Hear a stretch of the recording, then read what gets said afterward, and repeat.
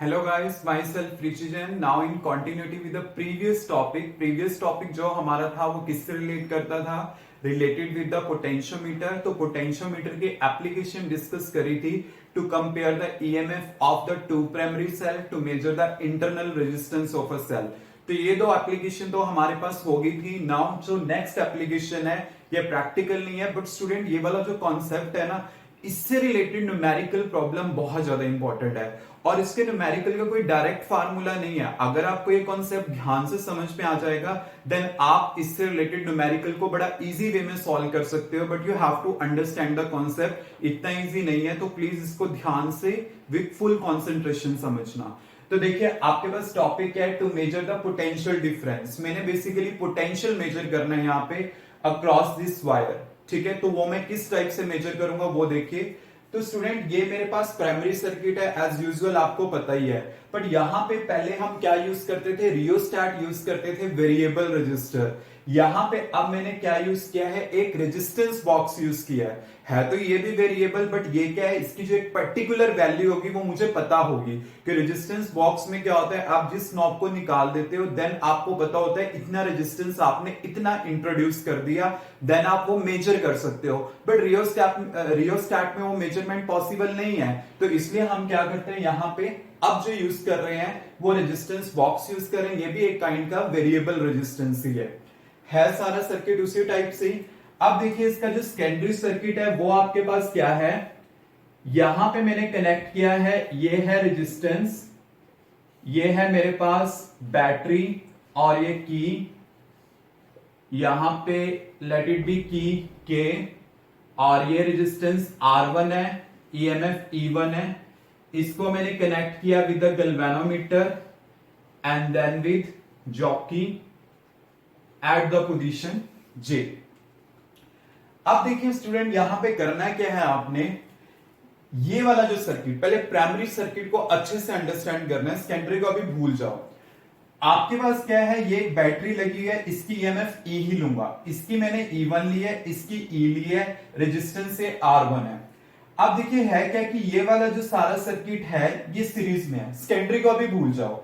यहां से करंट गया, ये वायर है और फिर ये रेजिस्टेंस है। मींस अगर मैं कंसीडर करूं, यहां पे मैंने कंसीडर किया स्मॉल r, ये मेरे पास क्या है? रेजिस्टेंस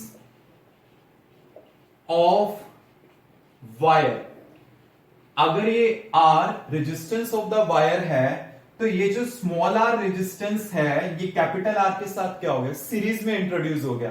तो अगर इस केस में मैं यहां पे टोटल रेजिस्टेंस देखूं, टोटल रेजिस्टेंस वो कितना होगा आपके पास?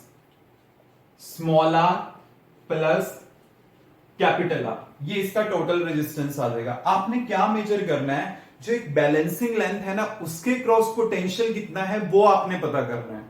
यही टास्क है जो हमें न्यूमेरिकल में कंप्लीट करना होता है। You have to understand the concept कि जैसे आपने करना क्या है कि जब आप की के को क्लोज करोगे देन क्या होगा? आपने जॉकी को मूव कराना है and then you have to note the position जहां पे गैल्वेनोमीटर में डिफ्लेक्शन क्या आएगी? 0 आएगी। ठीक है, तो जहां पे 0 आएगी वो लेंथ आप नोट कर लोगे, लेट इट बी L। तो आपके पास है क्या यहां पे? V प्रोपोर्शनल टू L, ये आ जाएगा। मतलब बेसिक प्रिंसिपल भी यही कहता है, तो उसके अकॉर्डिंगली हमने करना है। बिकॉज यू नो कि अगर अकेला सेल होता है तो क्या मेजर होता है? ईएमएफ।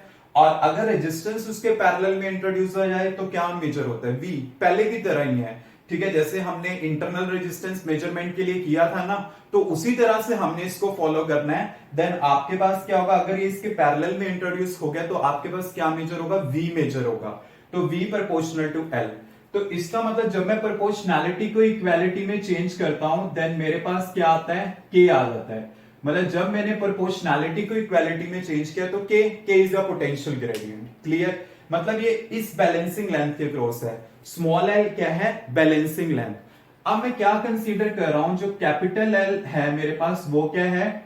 टोटल लेंथ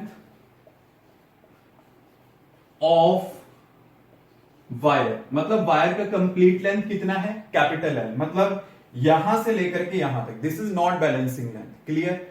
अगर देखो मैंने पता करना है कि कितना इस बैलेंसिंग लेंथ के क्रॉस किया है, ठीक है, तो सबसे पहले मैं पता करता हूं। देखिए मुझे यहां पे ईएमएफ दे रखी है, मतलब वोल्टेज है, मुझे रेजिस्टेंस भी पता है, तो वायर में टोटल करंट कितना फ्लो करता होगा वो मुझे पता चल जाएगा। तो टोटल करंट जो वायर में फ्लो करेगा वो कितना होगा, voltage upon resistance. Resistance total कितना है, small are plus capital R, ये मेरे पास आ गया। क्लियर। अब देखिए आपको पता है कि ये वाला पार्ट इसके साथ सीरीज में है, अगर ये सीरीज में है तो करंट तो सीरीज में सेम रहता है, तो वायर में भी करंट कितना रहेगा, आई ही रहेगा। तो मैं यहां पे पता करता हूं पोटेंशियल ड्रॉप अक्रॉस वायर, वो कितना होगा, let it be equal to I into small R, क्योंकि जो वायर का रेजिस्टेंस है वो स्मॉल आर है, तो मैंने क्या किया, आई इंटू स्मॉल आर। आई का वैल्यू मुझे पता है, मैं पुट कर देता हूं, तो मेरे पास क्या आ जाएगा, E divide by small are plus capital R into small R. ये मेरे पास क्या आ गया, पोटेंशियल ड्रॉप आ गया अक्रॉस दिस वायर। क्लियर। अब देखिए ये जो पोटेंशियल ड्रॉप आया है, अब आपको पता है ग्रेडियंट क्या होता है, पोटेंशियल पर यूनिट लेंथ, वो ग्रेडियंट होता है।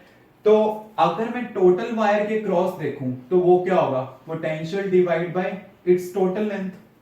अब टोटल पोटेंशियल वायर के क्रॉस कितना है, ये है, और टोटल लेंथ इस वायर की कितनी है, एल, क्योंकि मैं अभी टोटल के क्रॉस पता कर रहा हूं। तो मेरे पास क्या आ जाएगा, E small are divide by small are plus capital R into L. मतलब क्या किया है, जस्ट ये वाले v की वैल्यू मैंने यहां पे पुट कर दी। क्लियर। अब ये जो k आया है, this is a potential per unit length, मतलब इसके एक यूनिट लेंथ के लिए अगर मैं कह रहा हूं इसकी यूनिट लेंथ के लिए वैल्यू मेरे पास ये है, तो स्मॉल एल लेंथ के लिए वैल्यू कितनी होगी, स्मॉल एल से मल्टीप्लाई कर दो। तो मतलब क्या होगा, जो पोटेंशियल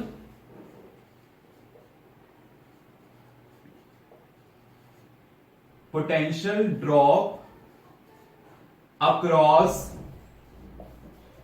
बैलेंसिंग लेंथ, जहां पे बेसिकली बैलेंस हुई है अक्रॉस द बैलेंसिंग लेंथ, अगर मैंने पता करना है तो वो मेरे पास क्या होगा, पोटेंशियल मेरे पास ऑलरेडी आया पड़ा है, जस्ट मैंने उसको स्मॉल एल से मल्टीप्लाई कर देना है, मतलब E into small are divide by small are plus capital R into L into small R. अगर हम इसको डायरेक्ट लर्न करते हैं ना तो नहीं हो पाता, न्यूमेरिकली करना है इसको काफी ज्यादा इजी है, कॉन्सेप्ट वाइज करोगे बहुत इजी रहेगा। कैसे आपने करना है मैं एक बार और रिपीट कर देता हूं। वैसे कहीं ये करते हैं के का वैल्यू आ गया, पुट कर दिया, आंसर आ गया, बट मैं आपको बता देता हूं कि बेसिकली मैंने किया क्या है, पोटेंशियल मैंने इस लेंथ के क्रॉस पता करना है। ठीक है, तो सबसे पहले मैं यहाँ पे ना एक तरह से सीरीज सर्किट यूज कर रहा हूं कि आपके पास ये वाला जो पार्ट है, ये दिस वन इसके साथ सीरीज में है, मतलब ये वाला स्मॉल आर और ये कैपिटल आर, ये दोनों सीरीज में है। तो टोटल रेजिस्टेंस आ गया, वोल्टेज गिवन है, करंट आ जाएगा, तो ये मेरे पास क्या आ गया, करंट आ गया।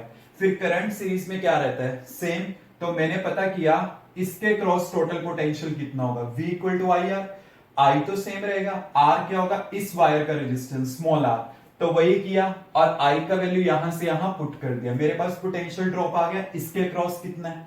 अब मैंने बैलेंसिंग लेंथ के क्रॉस पता करना है कितना है। ठीक है, अब देखिए आपको पता है कि ये टोटल के क्रॉस पोटेंशियल आया, अब एक आपने स्मॉल लेंथ के क्रॉस पता करना है, आप ये पता करो एक यूनिट लेंथ के क्रॉस कितना पोटेंशियल आता है। तो आपको पता है टोटल के क्रॉस तो पोटेंशियल कितना है, इतना है, और पर यूनिट लेंथ मतलब टोटल लेंथ के क्रॉस कितना, मतलब divide by L, unit length के क्रॉस, तो ये आ गया, this is the potential drop per unit length, मतलब इसकी यूनिट लेंथ में कितना आ जाएगा, इतना आ जाएगा। तो स्मॉल लेंथ में कितना होगा, उससे मल्टीप्लाई कर तो ये आ जाएगा। डायरेक्ट ये करना इम्पॉसिबल है। Clear students, have you any doubt?